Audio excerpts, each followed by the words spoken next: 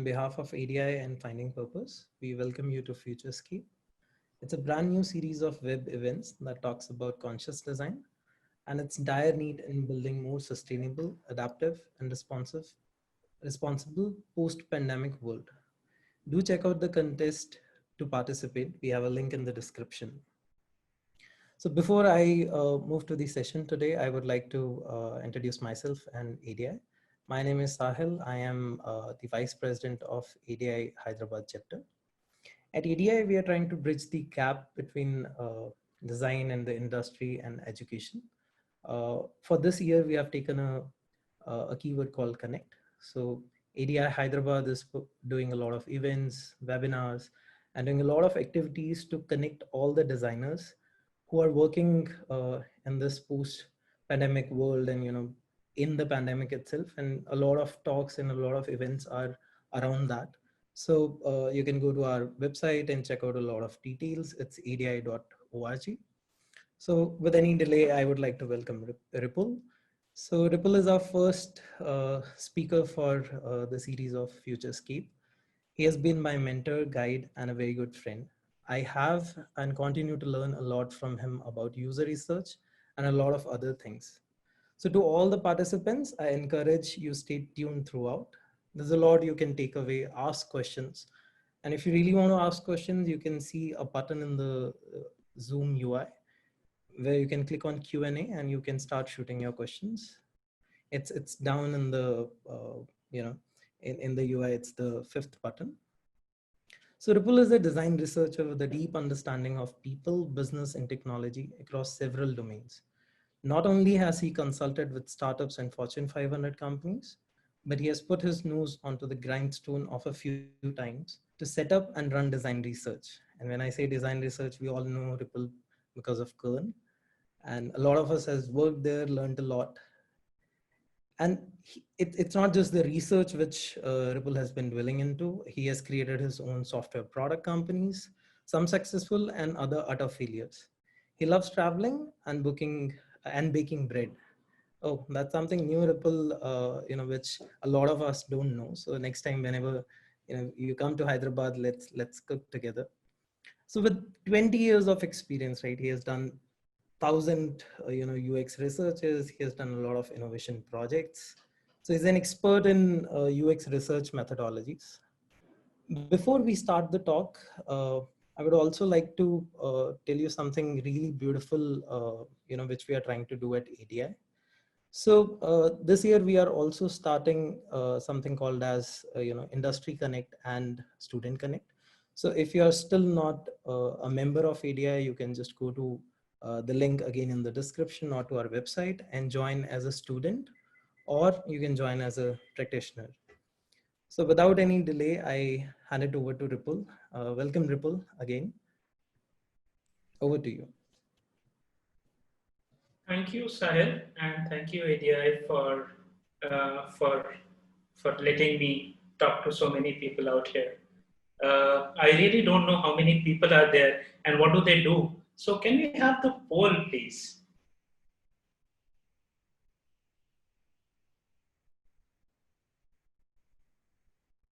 So guys, there'll be a poll on your screen now and you can select the options. So the question is, what do you do? Please select the appropriate answer.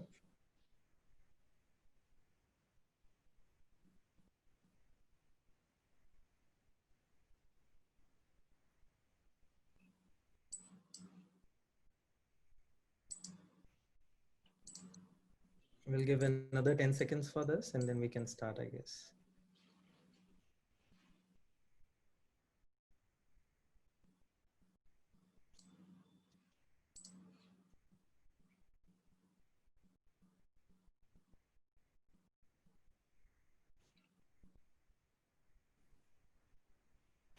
Oh, so we have a lot of design students. Excellent. I guess you can also see the results, right? This is what we expected. Wow, a lot of students. Super. So this is great. Let me start this for you. Let me know if you guys can see this. Yes, I can see it, Ripple. Okay, super. So, hi, my name is Ripple. Thanks again for bringing me here. I have been practicing design and research for a very long time. And there have been lots of sins that I have committed. And today is that journey that, that I have gone through and committed all those sins. And shameful for most of them.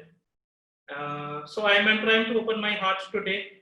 Many of you know me very well, and it might be surprising for those guys too.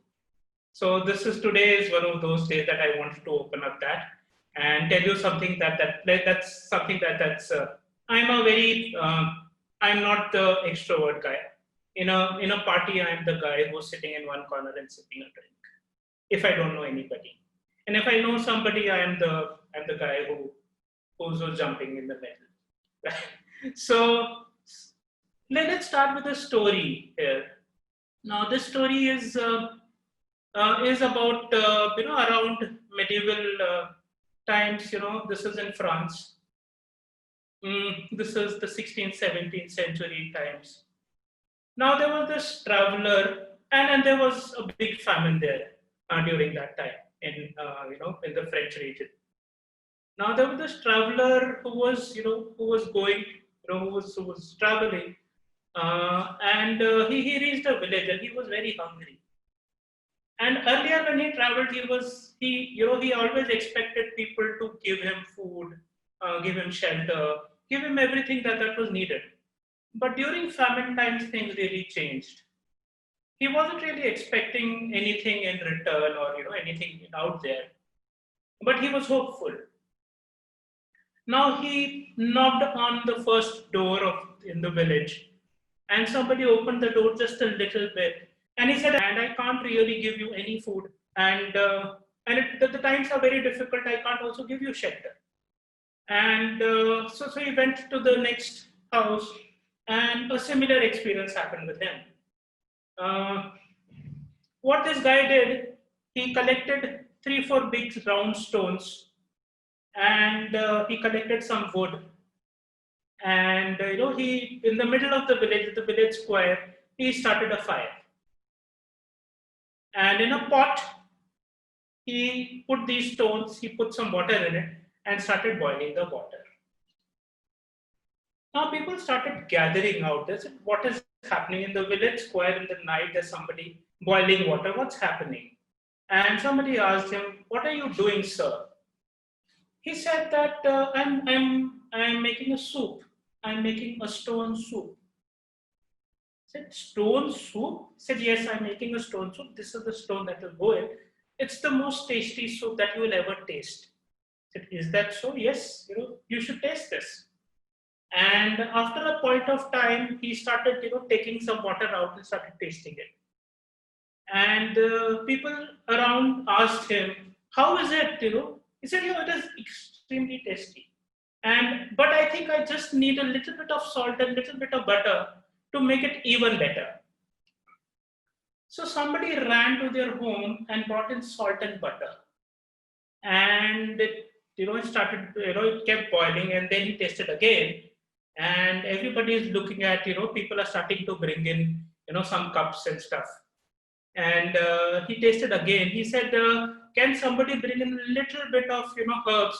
Because just with herbs, this will be the best soup out there." Somebody ran to their home, brought in some herbs. And as the soup boiled, he asked people about, "Can somebody bring in some potatoes and carrots and turnips and, and things like that." And over a period of time, there was an entire mela that happened out there. And people are singing and dancing, and this big cauldron of soup is being boiled, is boiled out there. And at the end of it, with all the vegetables and all the herbs and everything, and he started distributing the soup, and then people were like amazed. "Oh, with just a stone, this soup tastes amazing."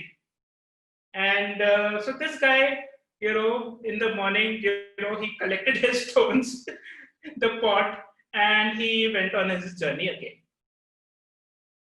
So what really happens is, we the designers are like travelers. we are not superheroes. We don't do things alone.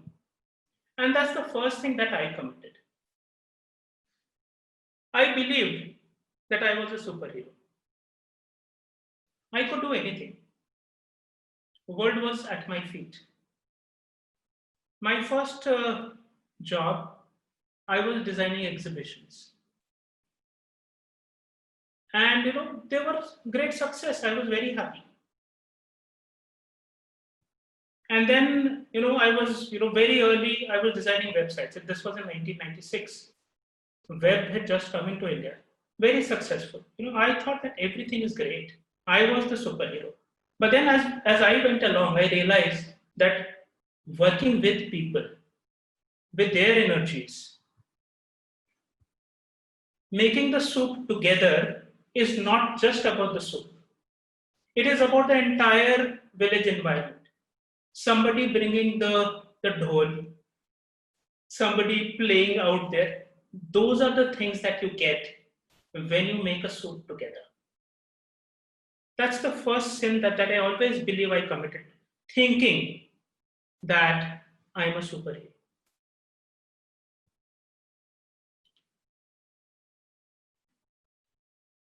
Another story. So this is not so long back, 49 BC.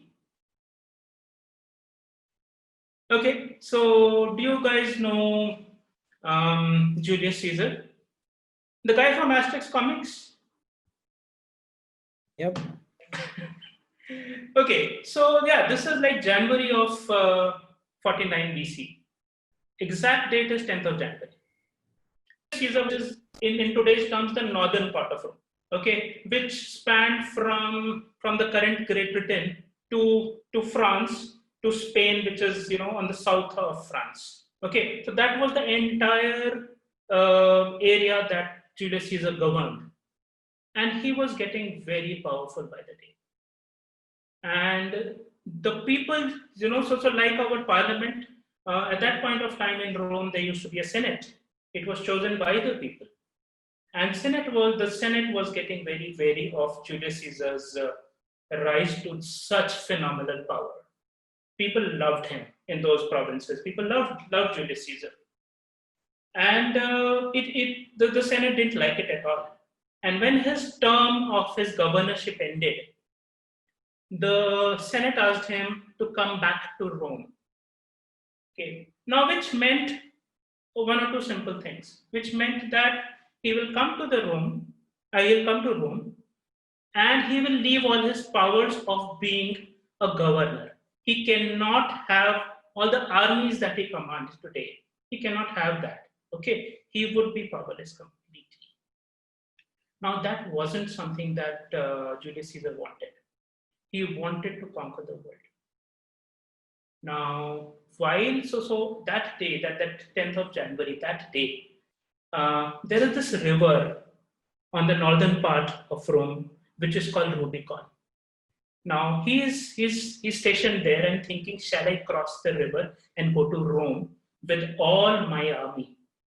Okay, which is like lots of people, all my army. Now, if I go with the army, it will mean that it is mutiny. Okay, and if I go without the army, that means I can never conquer the world.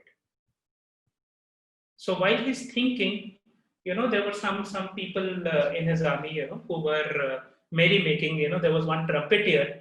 They were all drunk, and this guy who was a trumpeter, he started the tune of starting the war.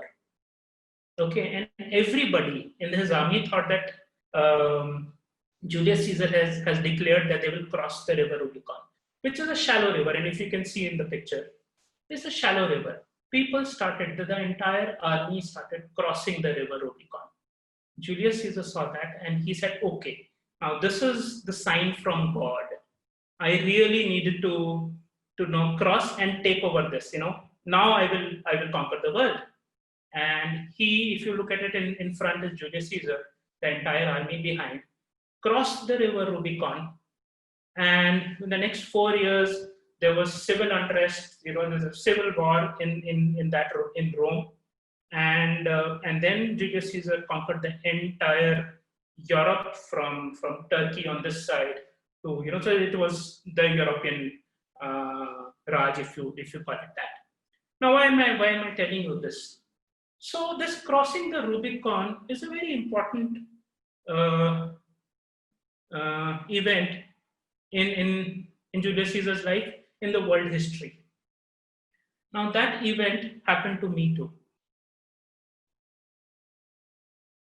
Where did it go?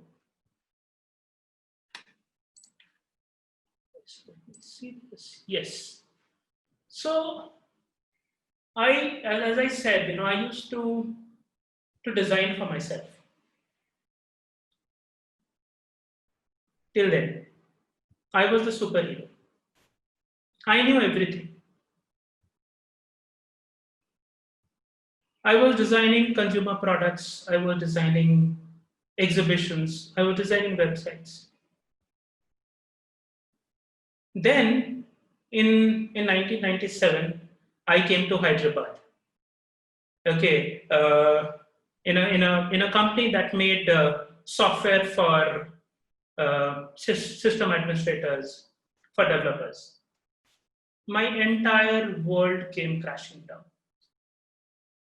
I had no clue how to design stuff for them, because till then I was designing stuff for myself, thinking that everybody is like me, thinking the world is like me. And then you see screens like this. I said, what do you do? Then the entire journey started again, trying to understand who these system administrators were, who these designers, who these developers were. Wanted to understand their motivations, their lives, their frustrations, their way of working, their everything. Living with them and trying to understand how it all works. My crossing the Rubicon happened then. Saying that you don't design for yourself. You always design for somebody else. And that world you need to know very, very well. If you don't know that, designer is not a superhero then. Designer becomes superhero only when they design for others. And that also, in a way, started my journey towards understanding people deeply. And it was a foundation to the company that I created. It was called Kern. It was a user research company. It was a foundation to that. Okay, many years before I started Kern. So designing for myself was my second big sin. So one thing that I would always tell designers to avoid is design for yourself. Never ever design for yourself. You might test it on you just a bit, but it will be fake.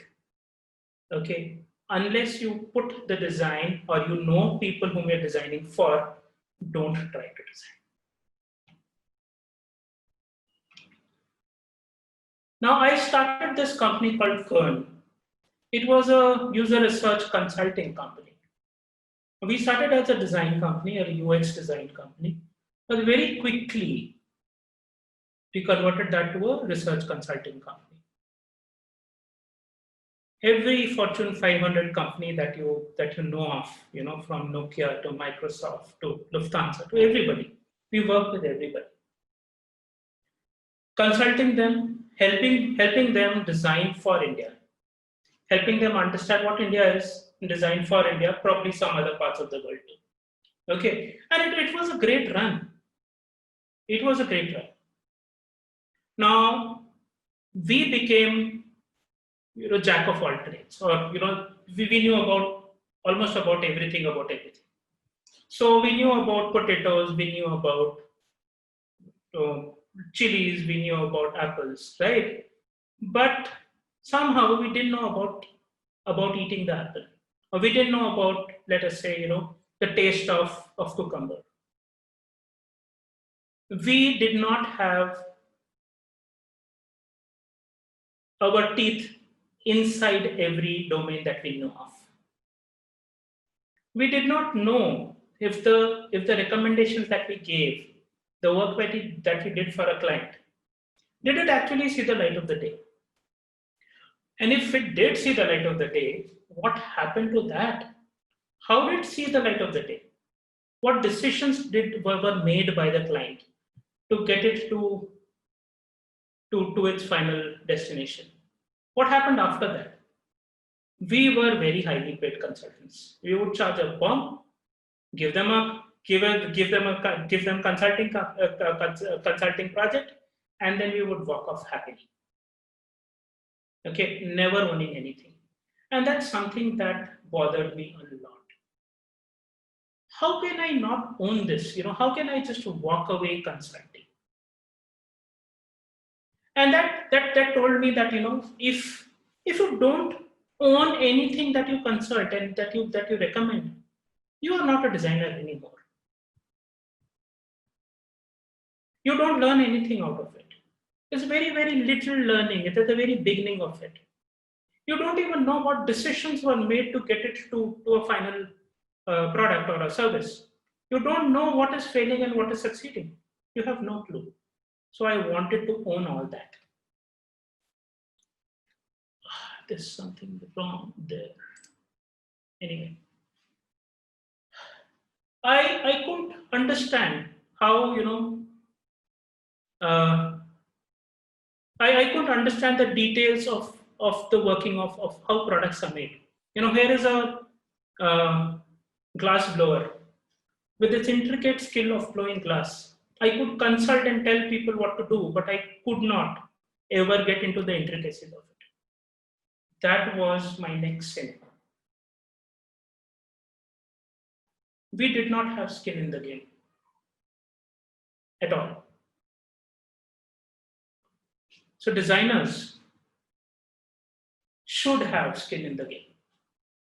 That means the products or services that you create, can you, as a designer, as an entrepreneur, take it to the next level? That means you become the owner, you become the designer, you become the developer, you become the producer, you become the marketer. You do everything. Can you do that? So while this was happening, while I was struggling with not owning anything, while working with a client, we realized that there's an opportunity out there. There was a big opportunity out there to create something in the education space, and that I took it very quickly. And in 2011, I created a online portal for universities to put their examinations online. And we had a few clients who were ready to pay for it and who actually paid for it upfront. And we created something where they can actually have their questions put on our platform, and it can, university students or test preparation students can actually take examinations on. We took it from ground up, okay, and made a product. It was used by lots and lots and lots of people. There were 200 paying clients, universities, test preps across the globe, paying us to do that. And it was a wild success at a point of time. I was adding, clients on one side, their users on another side, and employees on this side. Okay, and this ran for 3 years. Now, what was also happening on the other side, I was running this consulting company too. Now, I was pumping in money from my consulting company to this product company. So every month I realized that, there's a shortfall of some money. I need to pay out salaries. I need to pay out, other fees and stuff. I was pulling out money from my very successful consulting practice and it's putting into the product company. Now, 3 years down the line, we realized that, all kinds of success metrics were in place. But what we missed was this massive losses that we were running on that company. I was running almost 1.5 crore rupees of losses on that company, which was fueled from my consulting practice. Now, with that, what happened? That employees of my consulting company, they were not getting rewarded because money was all moving from this company to the product company. The employees and us are having false hopes that this is successful. On both sides, it wasn't right on both sides. My legs were in two boats, and I'm trying to balance both the boats. And you know what happens when you balance on two boats? You fall down, and that's what happened to me. I fell down. You know, like you're driving a car with your cell phone on. You know what's going to happen, right? That's exactly what happened to me. I failed miserably. And on one night, I had to close my product company, which I,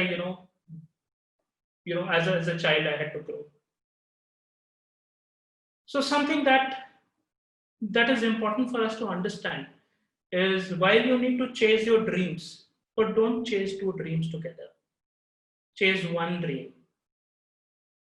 Okay, you can fail, then that's fine, but chase a single dream.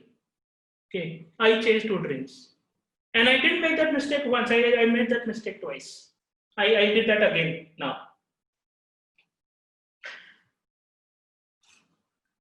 There is really something wrong at my end. Anyway, let me correct it. Okay, so with that, 1.5 crore rupees down the drain, I realized that there was something that was missing at my end.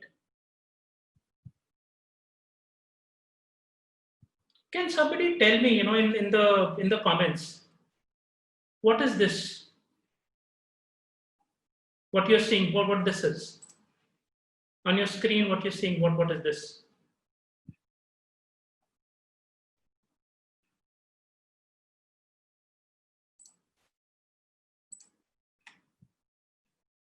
Is there a chat open, Sahil? So Ripple, we have got a lot of replies. Okay. People are saying balance sheet, profit and loss sheet, commercial scope, accounts, income statement. But I think it's all right. Basically, it's a balance. Super, excellent. Yeah. Okay. Yeah, super. So yes, that's something that I did not understand. While I was running the companies, I did not understand many of these things. Money coming in, money going out, it was difficult for me to understand that. What was my income? What were my expenses? What were margins? What were taxes? They were very difficult. Sheets like this were definitely not something that I wanted to ever look at. Because I did not look at these sheets, there were enough losses out there, and then quite a lot of them. So one thing that I understood from that loss was that I need to look at money well. I needed to understand money really well. Not just for myself, but for my companies or where I worked.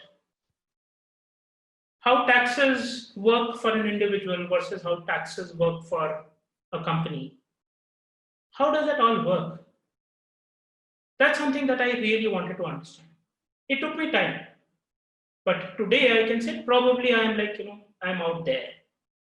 But that's something that I want to tell designers. Don't have this sin. Don't commit this sin at all. Understand money very, very well. Because once you understand money, whether you want to become rich or not, it's not about becoming rich. It is about whatever you earn, can you put it in the right purposes? So that's one request that I would actually have to every designer out there. Understand money well. Probably there's a book that I can recommend. And it's the title of the book is pretty cheesy, but that's something that works. It's called Rich Dad, Poor Dad. I'm sure a lot of you would have heard about this. But pick it up. It's a cheap, it's a cheap book. Pick it up, and you will understand about money deeply, how it works for you. Okay, and that was my Last sin. So I Ripple, ignored money. so Ripple, I would like to just add a comment here which I've got on the chat, and I think it's the right time to answer that one. So Yes. somebody has just messaged saying that why didn't you have a great CA? Right? Because a lot of the designers, they have been told that it's CA's job, and somebody who has gone through the startup life, and we both understand that how CA's work. So I think it's a great platform for all of them to understand that what is the difference in running your business and a CA. Please, I think if you want, please take this question. I think it's a beautiful question and very close to my heart. After all these years, I think one of the most important questions. So thank you for asking that. Okay, so what happens is a very simple thing. Now, designers run their own companies. Okay, like Sahil is doing that right now. They run their own companies. And they're focused towards building relationship with their clients, getting the work done. And that whole thing somehow, many of these things get missed. Okay. And what they do typically is they don't have an in-house accountant. Now they send these, the invoices and bills and everything to the accountant which sits outside the company. And trying to think that, they will get back to me every month with this P&L statements, balance sheets, all the works. But interestingly, and for me, for running that business for 12 years, never ever in my history of 12 years, I got the statements in time. So I could not even understand that. Now, why did that happen? And that's a motivation that probably everybody should understand. The accountant or the CA is not interested in giving you those statements. That guy is interested in paying the taxes on time. Their only motivation is to collect money from you and pay the tax on time. That's the only motivation. Their motivation is not to help you run your business.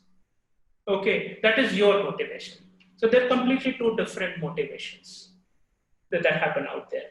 So interestingly, to understand deeply about finance and accounting and all that, I joined a company called Tally. If you know Tally very well, the shitty looking UI out there, just to ensure that they can actually do something about it. Okay, I couldn't do anything there, but yeah, that was the motivation to ensure that at a point of time, can people like us who are business people, can we really understand accounts?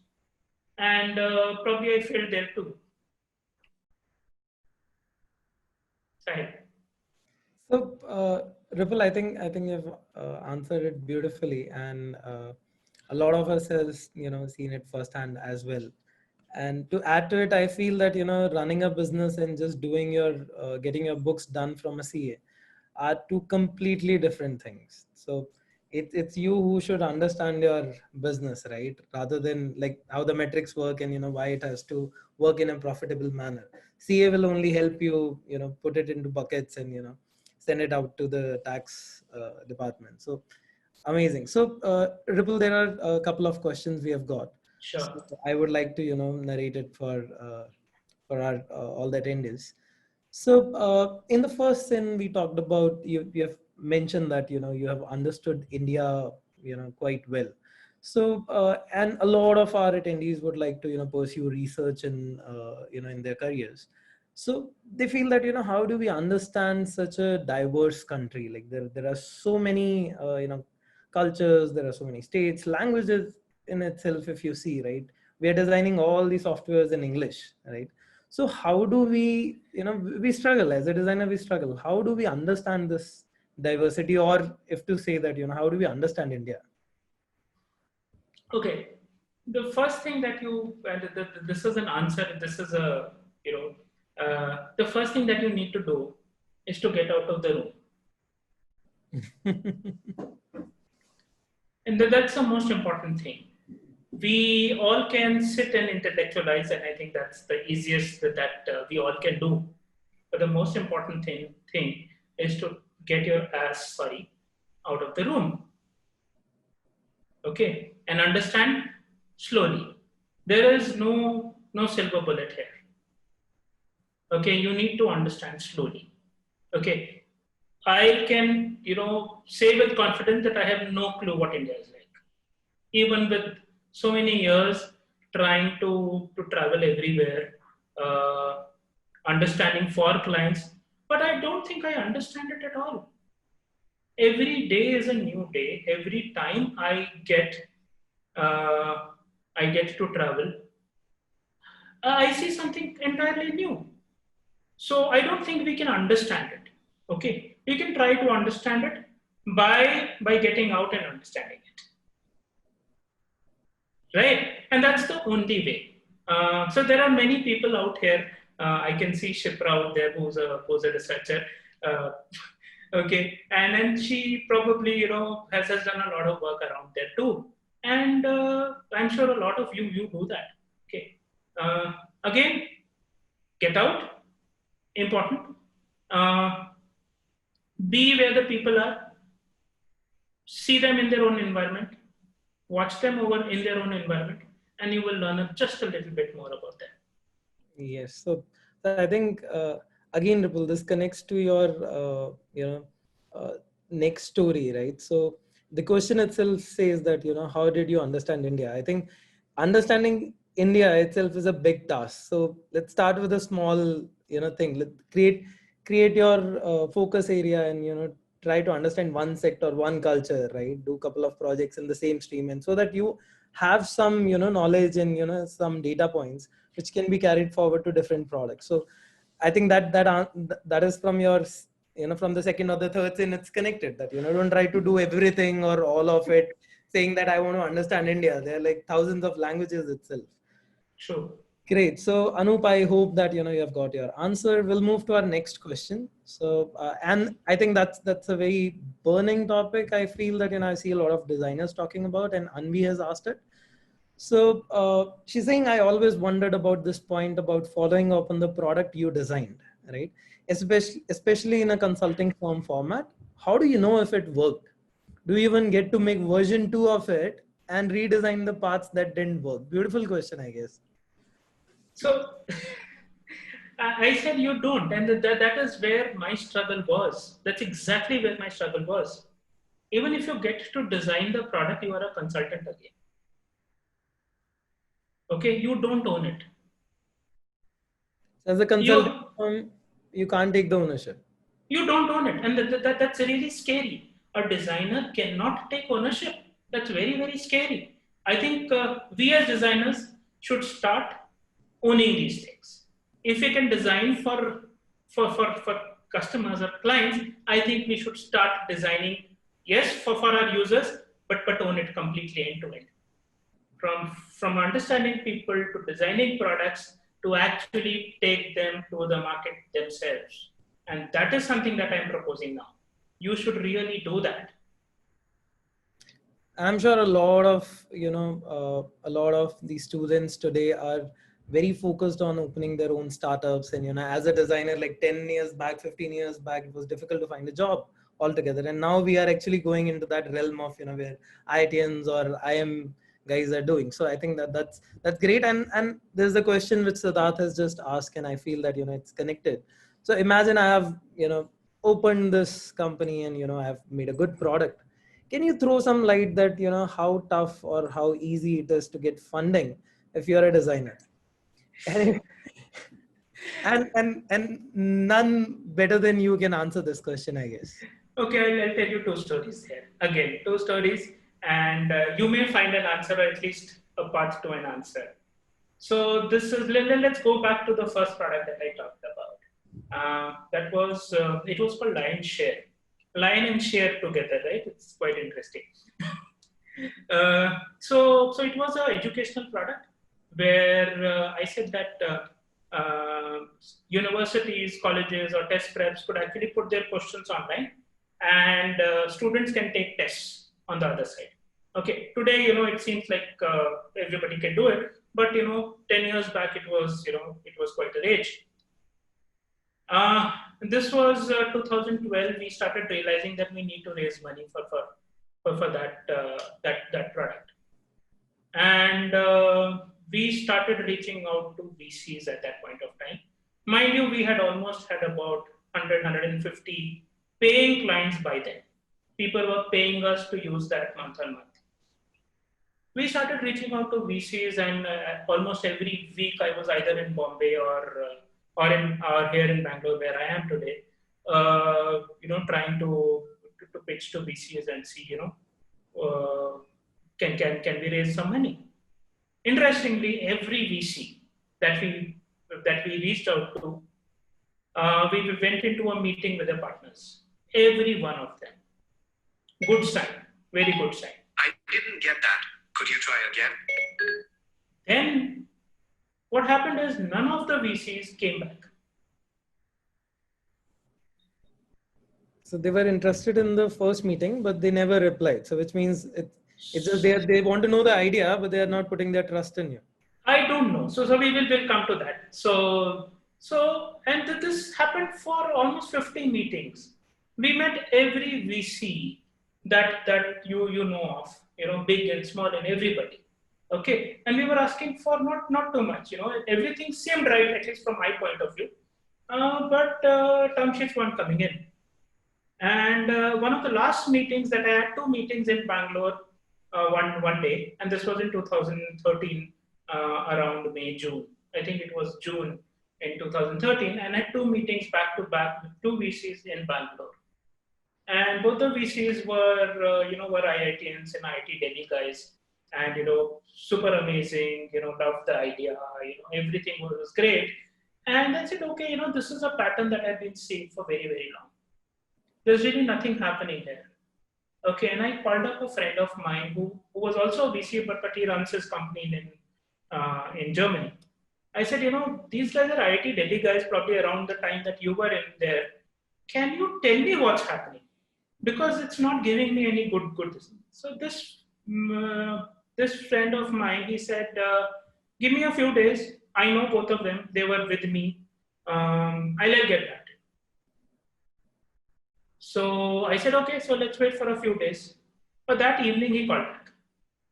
He said, Vipul, forget it. You're not getting a single paisa out of this. I said, what do you mean? I don't have it's not just a product idea. It is not just a prototype. I have 150 paying customers month on month. This is a hot topic. Everything is in place. What's wrong? He said, I think you should just close it down. I said, what do you mean? Tell me. He said, see, Vipul, you come from NIT. You're a designer and running a software product company. That is the problem. You don't have an IITian on board. I said, does that matter? I was like, oh shit, what has happened here? Does that matter? And obviously it mattered, and I had to close that company that very night. Next day morning, I met everybody. And I said, I need to close it. I really can't run it like this. With the 1.5 crores of losses, I can't run this anymore. And I closed it. I was in deep depression for the next few months. Somehow I came out, got my consulting practice back running because that was suffering too. Anyway, so the second story is this year. VC story again this year. So till last week, I was running again a software product company because I wanted to own everything end to end. Right, and this time we had an IITian on board. My CTO was an IITian, and I was the researcher, designer, everything else, the SME. And this was in the financial space. And this year, I said that I'm not putting in a single paisa in this company. I've had enough losses earlier. I'm not going to put in a single paisa. We will raise money upfront, and we are not going to. And I have everything in place. We have an IITian out there. What else do you need, right? No, but that wasn't the case. Something else was missing. So looks like that, okay, we were chasing the wrong VCs. We were chasing VCs that would give us $5 million, $10 million, $20 million. But what we really, in the kind of stage that we were in, we just wanted some angel money, probably, $500,000. But, proud us and, with the big ego and, chip on our shoulders, we were chasing those guys. Obviously that didn't happen. And, I closed my company last week. But yes, again, one more learning. So again, so don't be disheartened. VCs are starting to put in money in non-IITians or non-VC. Okay, people are doing that. Just understand the stages where money would come in. Find the right team, find the right idea, take it forward. Money should happen. Otherwise, find another idea, chase another dream, and that's fine. I think I think it's a beautiful ripple that how comfortably you have gone now in sharing all the failures. I'm sure that they were very painful, but there's a lot we are learning from it. And for a lot of our attendees, this is for the first time, but I have grown with these stories, and I've learned a lot. And just to add to it, I feel that don't feel that you can't get funded. Look at Airbnb. They were 3 of them were designers. They got funded. Absolutely. There are a lot of companies. There's a new company called Ruttle, which is coming, right? They have made a software product for UI edit, and they are getting funded, right? It's just that first understand money. I think that is very important, because as a designer, we don't understand money. Then how will we understand VC money, right? And that is why they also come and say that where are the IITians, where are the IIM guys? So there is money. We just need to know how to get that money. So Absolutely. I'll just ask one more question. We have 9 minutes. We'll try to answer this question. And I'm really sorry, guys, if I've not asked your question, but I'm sure some of it is already covered in the talk. So the question is, and the name is quite funny. It's DJFGH, some anonymous name, which asks, what do you do when the design solution is too technical or involves engineering that is outside of your area of expertise? And I think that's something we all struggle with. So I would really like to hear it from you. So if you go back to the story of the soup, the stone soup, right? What you are creating, you are bringing in the stone. You are ensuring that everybody else brings in the water, the salt, the butter, the vegetables, the spices. That's your job, and that's a very important job, because as a designer, you're not the only creator. Creation happens. Now, interestingly, there's a difference between a carpenter and a farmer. A carpenter is the one who's created an exact chair with exact dimensions and stuff. World really doesn't exist like that. What we need to start thinking is that we are farmers. We are creating the conditions for the crop to grow, or for the fruit to grow, okay, for the plant to grow. We're ensuring there is de-weeding, we're ensuring the right kind of plants, we're ensuring, right kind of weather, but we can't control all of it. But what we can do, we are ensuring the success, okay, by eliminating, by putting in things out there. So that is what we are. We are not carpenters. Remember that. World doesn't work like that. If we have to do something, we have to do things together. Ensure that there are, you are like a farmer. Ensure that everybody else comes in. You're creating the right conditions for a good crop to happen. Absolutely, absolutely. And I feel that the same question we should ask if I'm a designer and I don't know how to design, right? What do? They hire us, right? So the point is that design does not exist in silo. So as a designer, we should not just say that I'm the one who's going to design. Right. It is a collaborative effort, and you have only a certain involvement in it, a certain understanding of it, and you collaborate and you work out. So amazing. I have learned a lot, Ripple. I think all of our participants have also enjoyed the stories. I think it's time that I invite everyone to open their cameras. Let's have a pick together, and while you guys are unwinding your cameras and we all can see each other, this is just the first talk, guys. So we have 3 more talks coming in. Please register. They're going to be as excited as this one is, and for further talks, right? So we'll be doing all around the year these kind of events. Please go to adi.org. There's a link also in the chat, and please do register as a student, as a practicing designer, or as a company as well. That's adi.org.in. Yeah, adi.org.in. My bad, guys. We'll still paste the link. The video will not be on for the participants in the webinar format. So we'll take a picture with just the panelists. Adarsh, you want to join in?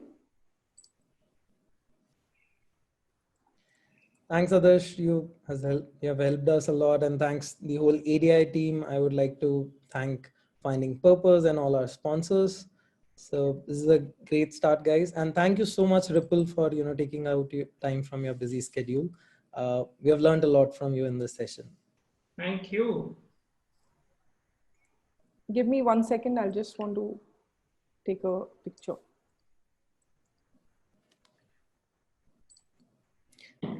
Maybe get rid of my classes.